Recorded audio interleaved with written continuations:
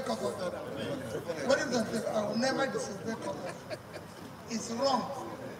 If there's any problem, if I need to challenge it, you want to challenge it. But to disobey is no, capital no. Because these are things we need to do. Most of the world today, their greatest asset is intangible assets.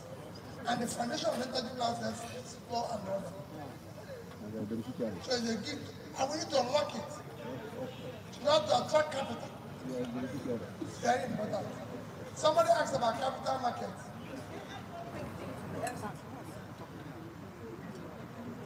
I understand that there are indigenous people in the FCT, and in many, many different ways, we will compensate them, give them scholarships, do anything to give them to inclusiveness. But this is the Federal Capital Territory. It is the capital of the nation, belongs to everybody. And everybody must be carried. Even if the president decides that he's going to appoint an FCT minister, it's his prerogative to do so, and he decides to do it under North Central. It is also his prerogative to appoint anybody from the FCT, not necessarily indigenous, because we are all indigenous. What defines indigenous? Many people are from different tribes and they were born here. Their parents were born here. Their grandparents were born here. So it's really not so straightforward. And by the way, your PCC campaign coordinator for FCT. Don't worry, let's meet first. My uncle told me so that what is my you cousin. asked about people, He said that you it's very worrisome when you will ask him that was just speaking of the some people think of the royal family, the royal family. His family is selfish. As you know, the way things work here, it's not the way it works in any other place. So the said he was going to call at this age, and said this is they want to do something to make it work.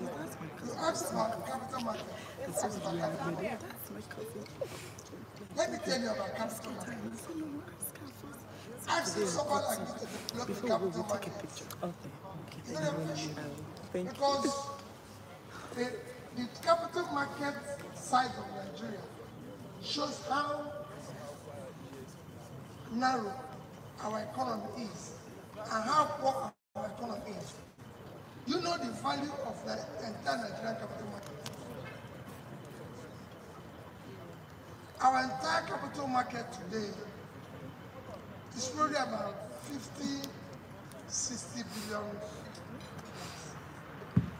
Unacceptable for the size of this country. South Africa, that is the second biggest economy, is almost 1.5 trillion. Because government is getting involved in things they shouldn't get involved. So you have government going to borrow money from China. There's nothing wrong with that. The money you borrow, you can borrow from the capital market in Nigeria. The reason why they are not doing it is that they don't want to subject themselves to the capital market regulations, because they will not be in charge of those contracts. But I can assure you, nobody will give contract in this country that will not be properly scrutinized. Nigerians will be in charge of it. People want to borrow market and everything. So it's my area. Finance is what we're going to deal with. Young man asked about how we're going to improve small businesses.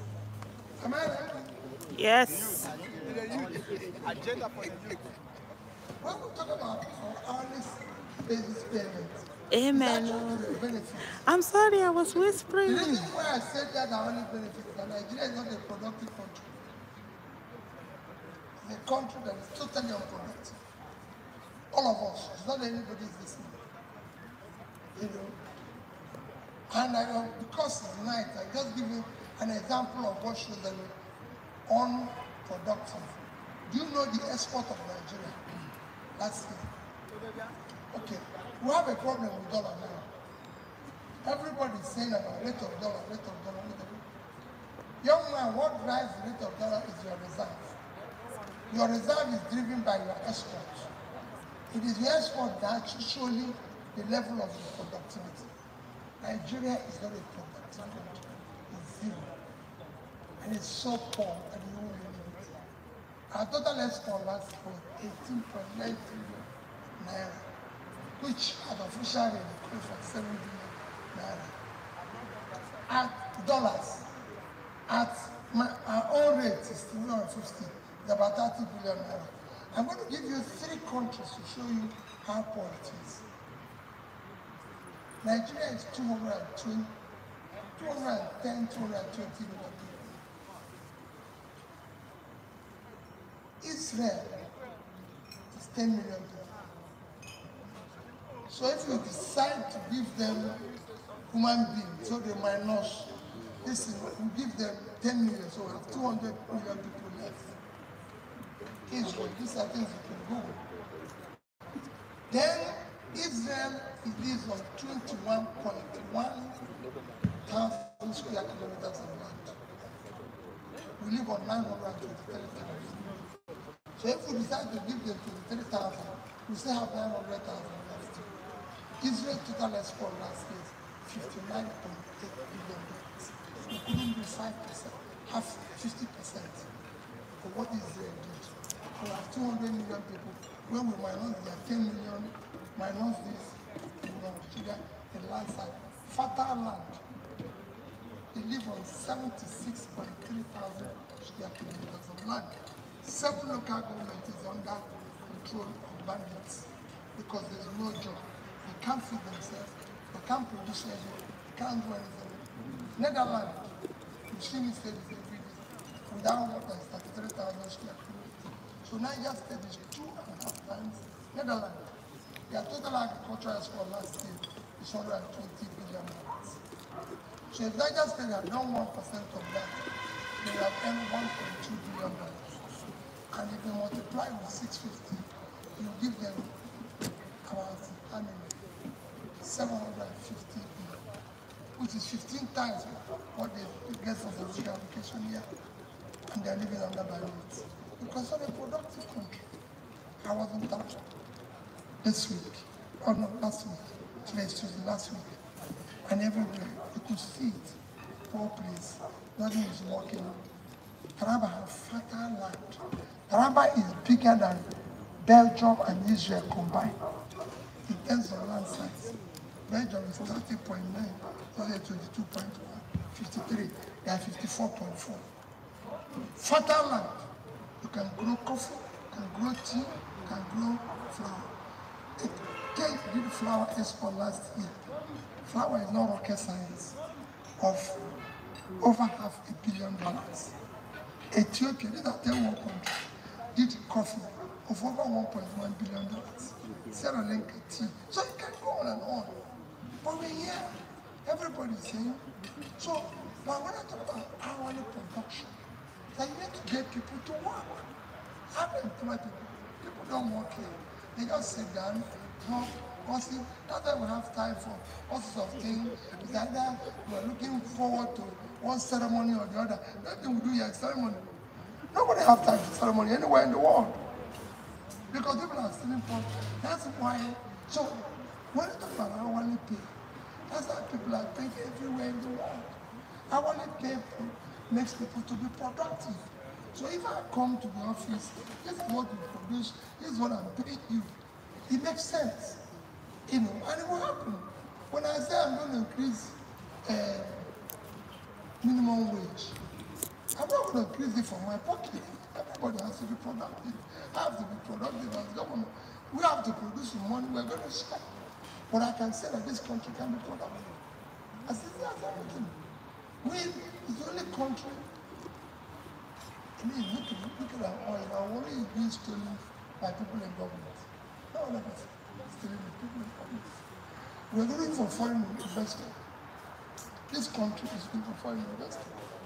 And young men like you are sitting now looking for foreign investors. You can't look for foreign investors when they are stealing the oil. Our oil quota, thank God, I started shouting, is increased now. Other people have discovered even fake pipeline. How can you be saying that? That pipeline was there for 10 years. We're just discovering it. Now, We just discovered it because Peter Obi was talking about it. Dollars. Our oil production was 1,083,000 when we were supposed to put, which will give you now multiply 22,227,000.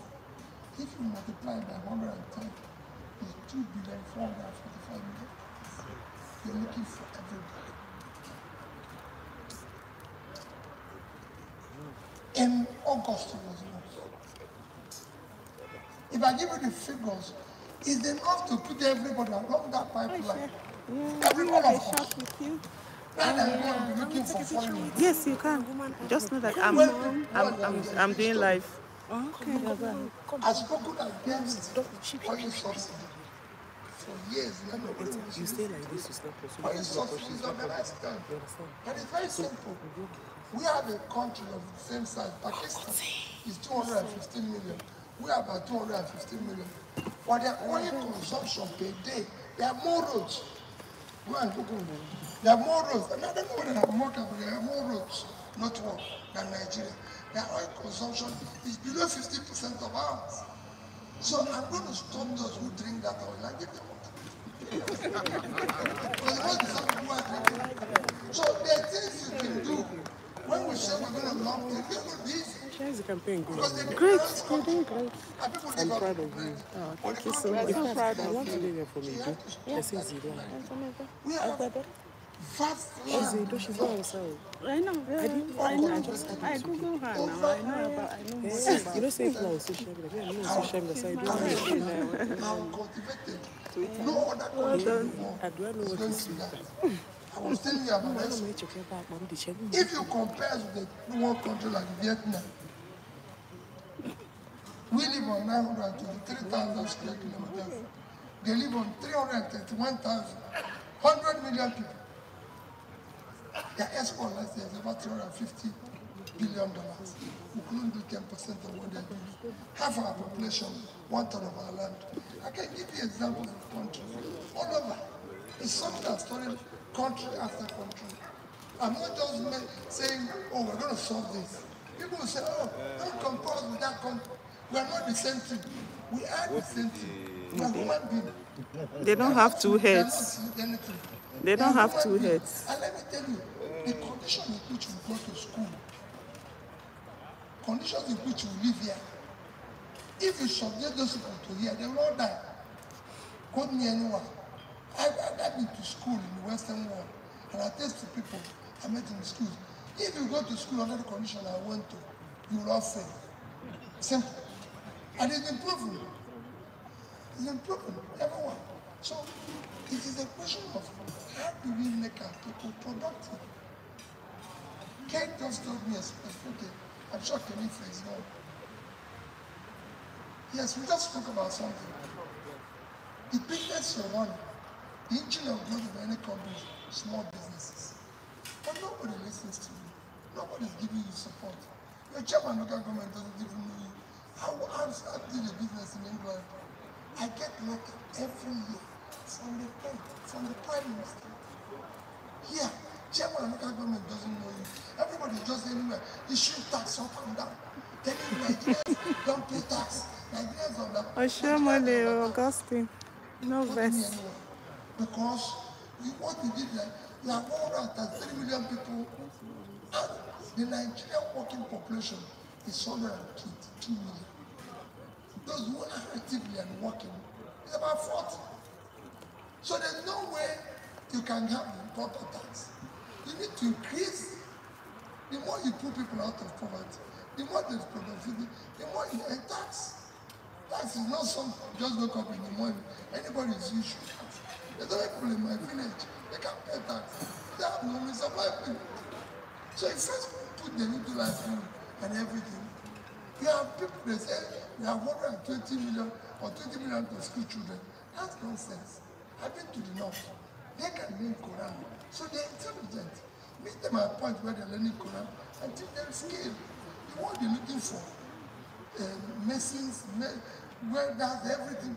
If you go to Canada today and say you're a welder, they give you permanent resident visa.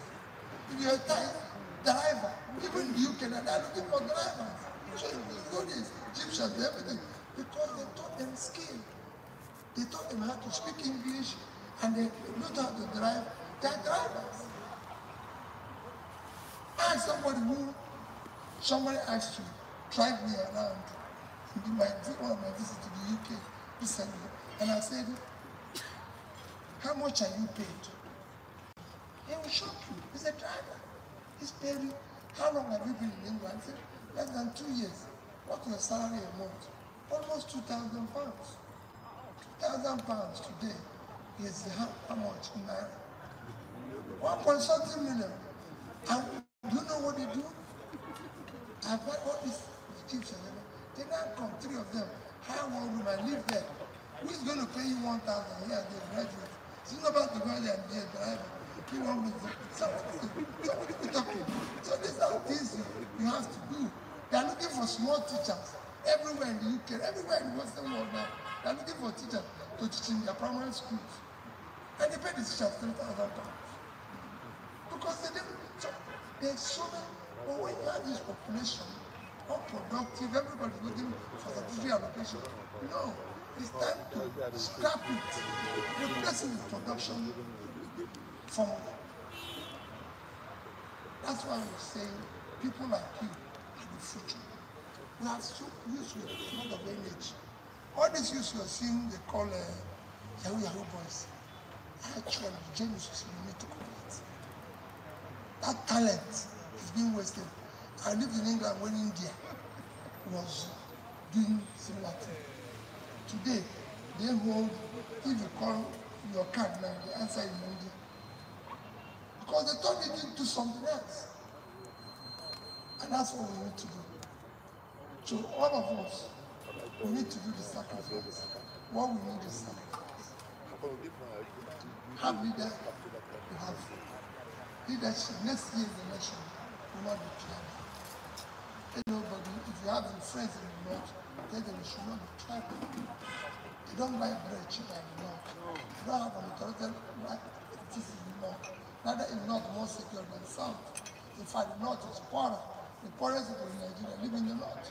The 10 poorest states in Nigeria is in the north. Out of school children, they have drug prevalence, everything is, and the infant mortality is in the north. It can be solved. We cannot be paying subsidy. Our subsidy next year. This year, by the end of this year, our subsidy will be about 4 trillion, if not more. Just giving you an example. Between 2016 and 2021, 6 years, our budget for education is 3.6 trillion. It's actually 3 trillion, 555, but call it 6.6 trillion. So 1 year subsidy expense is 6 years education. With education, everybody knows the more educated a country is, the more developed we are. Just investing in what can bring growth. Our 6-year budget for health is 2.3 trillion within the same period. So subsidy is actually twice. Nobody does that. Anyone in the world. And people are doing that, living a life. That's why people in government, any country you see people in government, are richer than people who are doing business, that country will collapse. Because you have allowed people to create, to have wealth without enterprise. And that's the end of the country. And that's what we want to change. We're not against anything. We want to make money and enjoy it. I took time because you're a young man. Make sure you create wealth.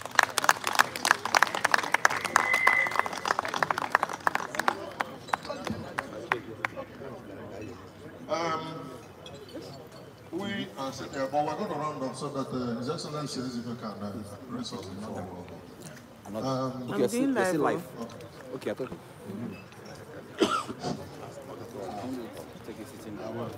Thank you. Your Excellency, you have been very impressed with your facts and figures. And I just want to ask you this question. My name is Tony Azogo, Barrister Tony Azogo. Recently, somebody went to Chatham House and he was calling people to answer questions for him. Does this suggest that you have a team the way you're reading out facts?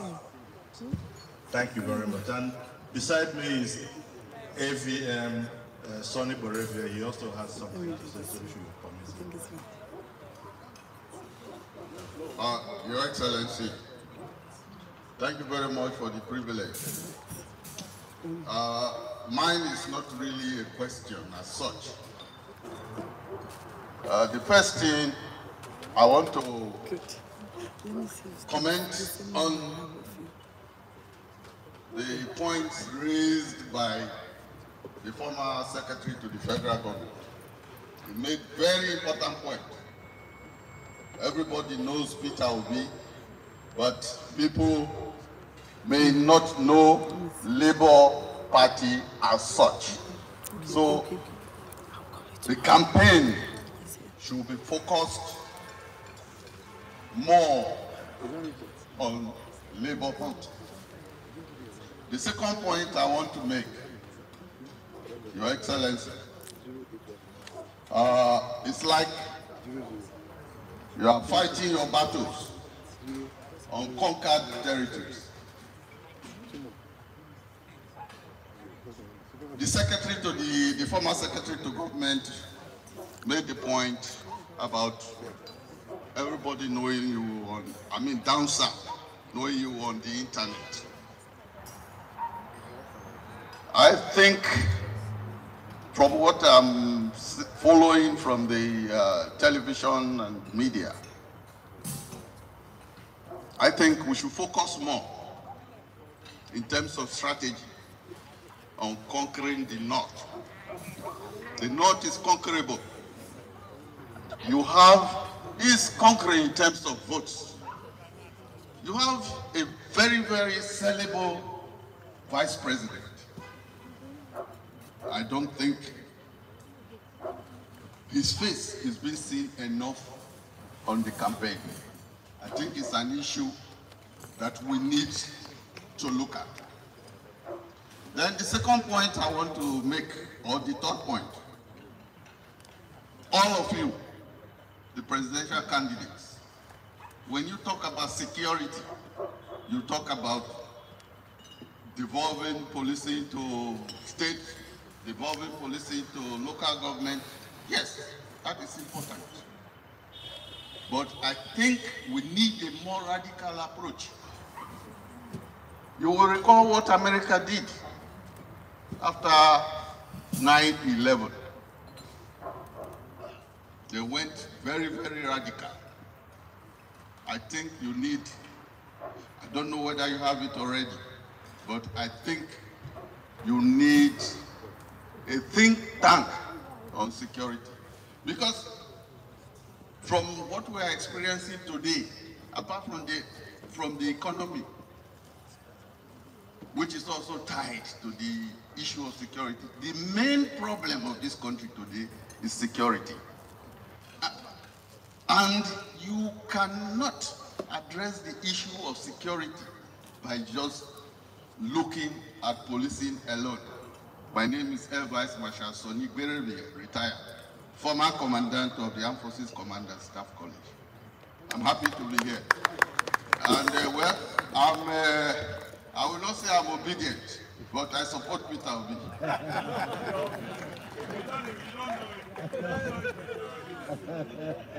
Your Excellency, I greet you. I'm your admirer. A government came in the past. My name is Ejimofo Okorafonwosu. I'm a quantity surveyor.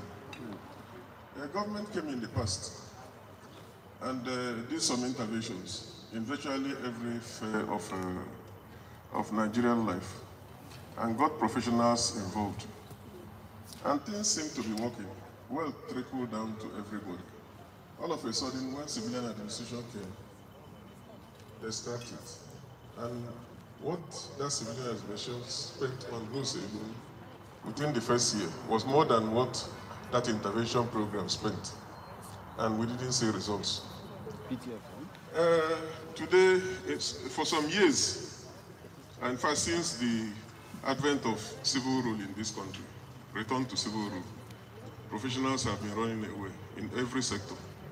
Doctors, lawyers, engineers, and all that, going to where they are properly paid and they give value for money. I want to believe that if your administration comes with some interventions in various areas and engage our professionals dutifully, a lot of changes will happen within a very short period. I don't know whether you have such plans. Thank you. What's the problem?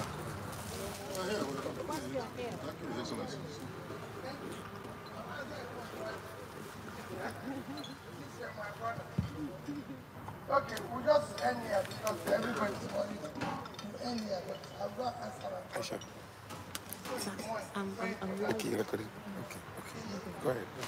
Let me go with what you asked about interventions. Intervention program never solves the problem because it's temporary. You must have a long-term plan. Intervention under the military, which was what we were trying to imply, worked a little bit because there were a bit of fear. Why only you sitting here? When we came, I'm doing live. Help me hold it and put their face. Let me. Get okay. Go What ahead. you said about security is very important.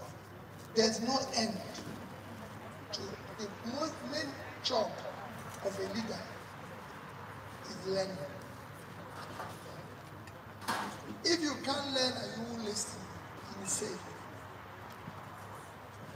And anybody who is not learning to listen, don't work with this. It's dangerous. For an agent, shouldn't be. So I want to learn more about what you said about security.